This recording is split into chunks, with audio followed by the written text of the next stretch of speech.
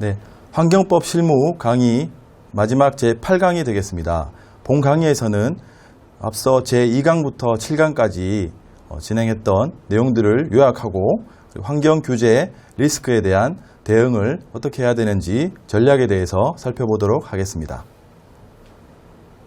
네, 먼저 제2강에서 대기 오염 관리에 대해서 살펴봤는데요. 관련된 내용을 요약을 해봤습니다. 이 대기오염 관리라는 것은요, 대기오염 물질의 배출을 규제하고 관리하는 그런 내용들이고요. 주로 대기환경보존법에서 규정하고 있습니다. 크게 이 대기오염과 관리와 관련해서 이 4가지 정도로 주요한 내용들을 구분할 수 있고, 이 4가지 부분에 대해서 잘 유의하시면 좋을 것 같습니다. 대기오염 관리와 관련해서요, 사업장에 있는 제조시설은 이제 배출시설 방지시설에 해당되고요. 이러한 경우에 인허가를 받아야 됩니다. 인허가를 받지 않거나 미신고하는 경우에는요, 행정처분이 있을 수 있고, 또 특정한 사항이 변경되는 경우에 변경허가랑 변경신고를 해야 되는데 노력하지 않도록 유의할 필요가 있습니다. 그리고 이 배출시설과 방지시설을요, 허가를 받은 이후에 적정하게 운영하고 관리해야 되는데요. 관련해서 부적정 운영을 하면 안 되는데, 공기희석 그리고 가지 배출관 설치 행위 등 같은 것들이 이 부적정 운영의 대표적인 사례가 될 수 있습니다. 그리고 이 오염 물질이 얼마나 배출되는지 잘 측정하기 위해서 이 측정기기를 설치하도록 하고 있는데요. 이 측정기기를 미설치하는 경우도 대표적인 사례가 되겠습니다. 그리고 자가 측정, 그러니까 오염 물질을 스스로 측정하는 것 관련해서 측정하도록 하고 있는데, 이것을 미실시하거나 측정 기록을 조작하는 경우, 이런 것들도 부적정 운영에 해당될 수가 있습니다. 그리고 운영 일지도 이 기록 관리를 철저히 해야 될 필요가 있습니다. 그리고 참고로 이제 비산먼지 관련해서요, 이 사업장에서 먼지 같은 것들, 이런 것들 비산먼지가 발생할 수 있는데, 이 비산먼지와 관련해서요, 신고하도록 하고 있고, 신고 누락하면 안 되고, 이 비산먼지를 억제할 수 있는 조치를 하도록 해야 되는데, 그 부분도 미흡하지 않도록 유념할 필요가 있습니다. 그리고 가장 중요하다고 볼 수 있는데요. 이 대기오염과 관련해서 이 대기오염 물질별로 이 배출 허용 기준이라는 것을 규정하고 있습니다. 이 배출 허용 기준이요, 여러 가지 다양한 물질이 있는데, 이 물질 그리고 이 기준이라는 것이요, 매 5년마다 이렇게 초과되고 강화되고 있습니다. 이런 부분을 유념하실 필요가 있고, 이 배출 허용 기준이 초과되면 개선 명령 등 행정처분이 내릴 수 있는 점 유념하시기 바랍니다. 관련해서 주요한 리스크는요, 조업정지, 벌칙 및 과태료가 있을 수 있고, 이제 배출오염 기준 초과 관련해서는요, 배출 부과금이 부과될 수가 있는 점 유념하시기 바랍니다. 네, 두 번째로 제3강에서 이렇게 우리가 같이 살펴본 내용인데요. 수질오염 관리와 관련해서도 마찬가지로 이 수질오염 물질이 얼마나 배출되느냐, 그런 부분들을 얼마나 관리하느냐, 이 배출에 대한 규제를 하는 것에 대한 주요하게 규율하고 있고, 물환경보존법을 중심으로 이렇게 규정되어 있습니다. 수질오염과 관련해서요, 크게 우리 3가지 사항에 대해서 유념하시면 좋을 것 같습니다. 대기와 마찬가지로요, 사업장에서 운영하는 그런 제조시설은 배출 방지 시설에 해당될 수 있는데요. 그러한 경우에 이 배출 방지 시설에 대한 인허가를 받아야 되고요. 마찬가지로 변경 허가 신고에 대해서도 유념하셔야 되고, 그리고 이건 대기 수질은 유사하다고 보시면 될 텐데요. 이 배출 시설이나 방지 시설을 적정하게 운영 관리하도록 이 법에서 규정하고 있습니다. 적정하게 관리하지 못하는 부적정 운영의 대표적인 사례는요, 이 배출 시설에서 방지 시설로 유입해서 처리한 후에 오염물질을 배출해야 되는데, 폐수를 배출해야 되는데요, 이 방지 시설에 유입시키지 않고 폐수를 배출한다든가, 또는 우수라든지 이렇게 공정상에 나오지 않는 폐수, 그런 폐수가 아닌 빗물, 우수, 강우, 우수 같은 것들을 혼합시켜서 배출하면 이것은 이제 희석 배출에 해당될 수 있습니다. 그리고 측정기기, 운영일지 이런 부분들은요, 대기와 유사하게 그렇게 관리를 잘 하셔야 되고요. 그리고 이 수질 관련해서, 수질오염 관리 관련해서요, 대기와 좀 다른 측면이 이 배출 허용 기준이라는 것을 유사하다고 보시면 되는데, 이 방류수 수질 기준이라는 것을 또 규정하고 있습니다. 이 배출 허용 기준이라는 것은요, 사업장에서 배출하는 폐수에 대한 기준이라고 보시면 되고, 이 방류수 수질기라는 것은요, 이 폐수 처리 시설 같은 데서 이 하천으로 방류할 때 관련되는 수질 기준이라고 보시면 됩니다. 그런데 이 배출 허용 기준과 방류수 수질 기준은요, 마찬가지로 지속적으로 강화되고 있고 기준도 강화되고 있다고 보시면 될 텐데요. 최근에 이 기존의 COD라는 물질이 이 TOC라는 물질로 변경돼서 그런 측면이 있고, 그리고 이제 이 배출 허용 기준 등 초과에 대해서도 유념하셔야 될 것 같습니다. 관련해서 주요한 리스크는요, 대기와 마찬가지로 조업 정지, 벌칙, 과태료 등이 있고, 예, 이 배출 부과금이 부과될 수 있는 측면이 있습니다. 네. 대기 수질오염 관리 관련해서요, 주요한 위반 사항을 정리를 해보면요, 먼저 대기를 살펴보도록 하겠습니다. 우리 사업장이나 기업에서 좀 유념하셔야 될 부분, 주요한 위반 사항은요, 배출 허용 기준을 초과하는 것이 이제 가장 많았고, 그런데 부적정 운영 관련해서 대기 중 배출할 때 공기 같은 것을 좀 희석해서 농도를 낮춰서 배출하는 경우, 가지 배출관을 설치해서 이렇게 편법적으로 배출하는 행위, 그리고 대기 오염 물질 측정 조작, 최근 1, 2년 사이에 여수라든지 아주 매스컴에 많이 나왔는데요. 이 대기 오염 물질을 측정 조작하는 사례, 그리고 변경 허가 신고 누락, 이런 것들의 주요 위반 사항으로 이렇게 말씀드릴 수 있습니다. 수질 관련해서도요, 대기와 유사하다고 볼 수는 있는데, 어쨌든 배출 허용 기준 초과, 이런 경우 예를 들면 장마철에 아주 비가 많이 오는 경우에 폐수를 무단으로 방류하는 경우도 있고요. 그리고 부적정 운영 관련해서요, 방지시설에 유입시키지 않는다든지, 우수나 다른 물을 혼합해서 배출시킨다든지 이런 부분이 있고, 마찬가지로 변경 허가 신고를 누락하는 것이 주요한 위반 사항이라고 할 수 있겠습니다. 이 대기 수질과 관련해서요, 이 법 위반은 주로 어떻게 발견이 되냐 하면, 이 지도 점검, 그러니까 행정청이나 지자체에서 지도 점검을 통해서 이것이 이제 정기적 또는 수시로 할 수 있는데요. 예를 들면 연휴 기간에 지도 점검을 나와서, 또는 이제 외부에 민원인들이 민원을 넣어서 이런 경우 법 위반이 적발되는 경우가 많습니다. 네. 관련해서요, 좀 유의하셔야 될 부분이 양벌 규정, 이 대기 수질에서는 양벌 규정이 중요한데요. 양벌 규정이라는 것이 말씀드린 대로 이 행위자, 그러니까 위반 행위자 외에 이 그러니까 법인에 대해서, 그리고 법인의 대표자, 그리고 임직원에 대해서도 이 같이 벌칙을 부과할 수 있는 것이 양벌 규정인데요. 양벌 규정이 있는 것. 그리고 두 번째로 이 매출액 기반 과징금이라고요. 기존에는 예를 들면 조업 정지나 영업 정지에 가름해서 2억 원, 3억 원 이하의 과징금을 부과할 수 있었는데요. 이 최근에 법 개정으로 인해서 매출액의 5% 이내, 그러니까 예를 들면 매출액이 많으면 많을수록 그만큼 과징금에 대한 리스크가 커지는 거죠. 그리고 세 번째로요, 위반 횟수에 따른 가중처벌. 앞서도 설명드린 바와 같이 한 번 위반하고 그리고 동일한 행위를 일정한 기간 내에 반복적으로 위반하면 처벌이 가중된다는 부분. 이 세 가지가 주요한 리스크라고 유념하시 주시면 좋을 것 같습니다. 네.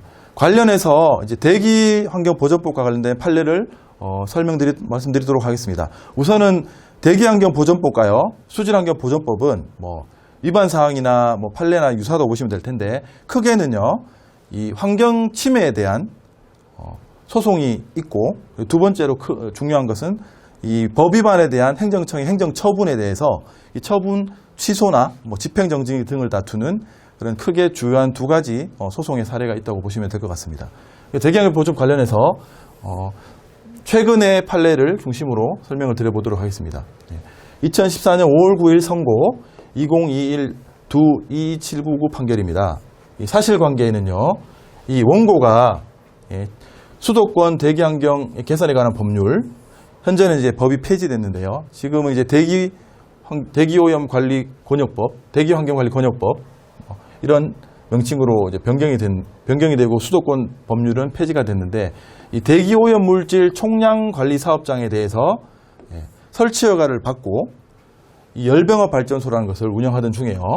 근데 이제 발전소의 사용 연료 변경되고 고용 연료 제품과 시설이 교체 등 이게 발생을 했는데, 앞서 강의에서 말씀드렸던 대로 이런 변경 사항이 있으면 당연히 변경 허가나 변경 신고 대상이 된다고 그렇게 이해하시면 될 것 같습니다. 그래서 이걸 위해서 변경 허가 신고를 위해서 이 피고 경기도지사에게 대기환경보존법에 따라서 대기배출시설 설치 허가 신청을 했는데요. 근데 이제 피고가 이 발전소가 대기관리 권역에 위치하고 있는 점, 그리고 이 상수원에 악영향을 끼칠 수 있는 점, 그리고 지역 주민의 지속적인 민원 등을 사유로 해서 이 설치 허가에 대해서 불허가 처분을 하였습니다. 그래서 이 원고가 피고를 대상으로 이 불허가 처분에 대한 취소송을 했는데요.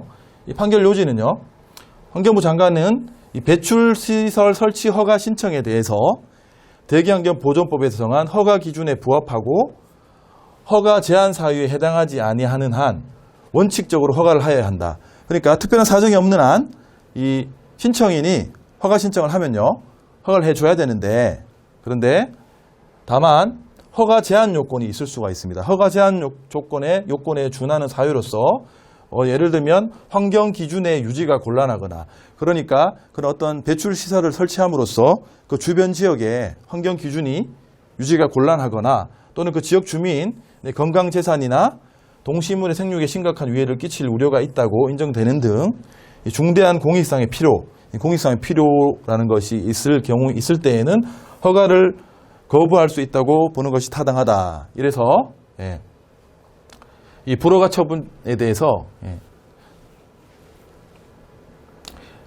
인정하는 판결이 있었습니다. 그래서 여기서 이제 유의할 점은요, 이 설치 허가 등 허가 신청에 대해서 원칙적으로는 행정청에서 허가를 해야 되는데, 다만 허가 제한 요건에 해당하는 경우, 예를 들면 환경 기준의 유지가 곤란하다든가 이런 경우에는 설치 허가에 대해서 불허가 처분을 할 수 있고, 그 부분은 이제 행정청의 재량권이 있다고 이렇게 이해하시면 좋을 것 같습니다. 물환경보존법과 관련해서요, 마찬가지로 물환경보존법도 크게 소송 두 가지 형태로 구분을 할 수가 있는데, 첫 번째는 환경 침해에 대한 소송, 예를 들면 폐수 방류에서 그 주변에 양식장을 운영하는데 양식장에서 키우는 그런 이제 수산 어류들이 피해를 입었을 때, 그런 경우, 그 외에 가장 주요한 형태가 앞서 말씀드린 대로 행정청에서 배출 효용 기준 초과 등에 대한 행정처분을 내렸을 때 그 행정처분에 대한 처분 취소 소송 같은 것들이 주로 있다고 보시면 될 것 같고요. 물환경보존법에 관련해서 비교적 최근 판례를 살펴보도록 하겠습니다. 대법원 2017-1129 선고 2014-2의 1323이 판결 내용입니다. 이 사실관계는요, A 조합에서 이 정관의 요건에 따라 공동방지시설 관련, 이 공동방지시설 하면은 제3강의 내용을 다시 한번 리뷰를 해보셔야 되는데요. 이 폐수 배출시설이 있고, 그러면 이 원칙적으로 방지시설을 설치해야 된다고 말씀드렸잖아요. 근데 방지시설을 개별 사업장에다 설치할 수도 있지만, 이 공동으로 방지시설을 설치할 수 있다, 이렇게 말씀드렸습니다. 그래서 그게 공동방지시설인데요. 이 공동방지시설을 설치하는 경우에 해당되는데, 그럼 사업장별로 폐수 배출량 및 수지로의 물질 농도를 측정할 수 없는 경우, 그러니까 공동방지시설을 설치했는데, 그러면 그 주변에 몇 개 사업장이 이 공동방지시설에다가 폐수를 배출하게 되는데요. 근데 이 수지로의 물질 농도들을 정확하게 측정할 수 없는 경우가 있을 수 있잖아요. 그런 경우에 예를 들면 배출 부가금의 분담 비율 등을 정해서 이 분담 규약을 이렇게 정하도록 하고 있습니다. 그래서 이 경우에도 그 사업장별로 그런 수지로운 물질 농도 같은 것들을 측정할 수 없는 경우에 해당해서요, A 조합에 관련된 사업자들을 대상으로 이 분담 규약이라는 것을 만들었습니다.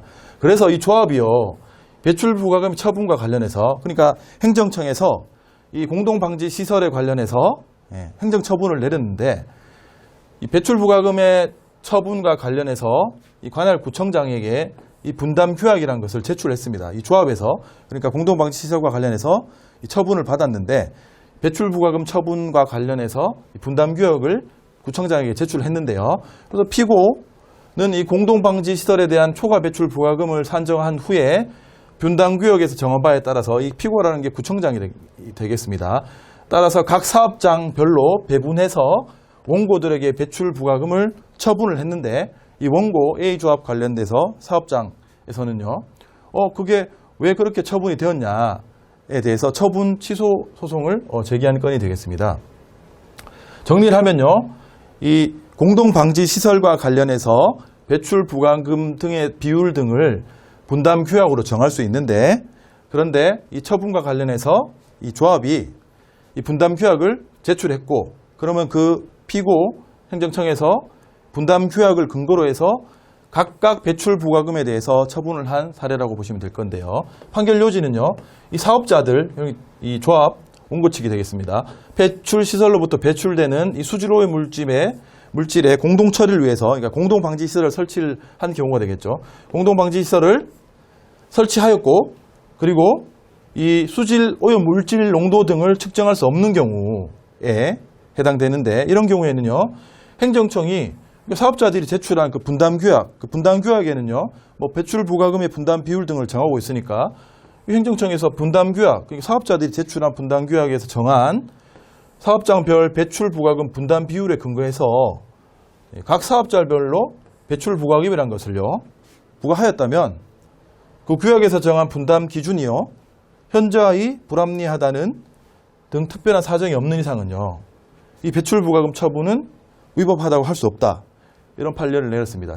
판결이 있었습니다. 정리를 해보면요, 이 공동방지시설의 분담 규약 관련해서 그 분담 규약에서 정한 대로 배출 부과금 처분을 받은 경우 이 배출 부과금의 부과 처분은요, 위법하다고 볼 수 없다. 이 점을 유의해 주시면 좋을 것 같습니다. 네, 다음으로 4강, 5강에서 우리가 이제 살펴봤던 폐기물과 토양오염 관리에 대해서 주요한 내용을 요약 정리해 보도록 하겠습니다.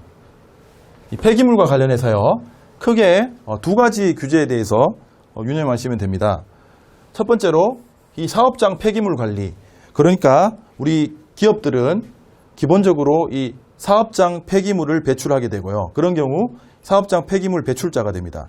사업장 폐기물 배출자의 경우에는요, 이 사업장 폐기물을 관리하는 것에 대한 여러 가지 의무사항들을 준수해야 되고요. 구체적으로는요, 사업장 폐기물 배출자, 그리고 폐기물 처리 기준 등의 의무를 준수해야 되는데요. 이 사업장 폐기물 배출자의 의무 관련해서는요, 배출자 신고를 한다, 이렇게 말씀드린 바 있습니다. 그래서 사업장 폐기물이 발생하는 경우 배출자 신고를 해야 되고요. 이 지정 폐기물의 경우에는요, 처리 계획 확인을 해야 된다. 뭐 이러한 의무사항이 있고, 그리고 폐기물의 재활용과 관련해서요, 재활용 원칙 같은 것들을 지켜야 된다. 그리고 재활용은 이제 원칙적으로 허용이 되고 예외적으로 금지된다. 네거티브 규제 방식을 취하고 있다고 말씀드렸습니다. 그리고 이 사업장 폐기물 배출자가 아닌 폐기물 처리업자에 대해서도 주로 규정하고 있는데요. 그런데 우리 기업들이 대부분 폐기물 처리업자는 아니지만 이 폐기물 처리업과 관련해서요, 주요하게 유념하셔야 될 부분이요. 왜냐하면 사업장에서 발생하는 폐기물을 처리하기 위해서는 적격한 폐기물 처리업자한테 위수탁 계약을 통해서 처리를 해야 되고, 이 업체 적격성이라든지 폐기물의 처리 가능성 여부 등을 잘 살피셔야 됩니다. 그래서 그런 부분에 대해서 유념하셔야 되고요. 관련해서는 주요한 규제 사항들을 위반하는 경우에는요, 조치명령, 벌칙 및 과태료, 그리고 M&A를 통해서 인수, 양수가 되는 경우에도 이러한 법적인 권리와 의무는 승계된다. 이렇게 말씀드릴 수가 있습니다. 그리고 이 조치명령과 관련해서는요, 앞서 말씀드린 대로 이 부적정 처리 폐기물에 대해서는 조치명령을 부과할 수가 있습니다. 부적정 처리 폐기물의 조치명령 대상자는요, 사업장 폐기물의 배출자, 그리고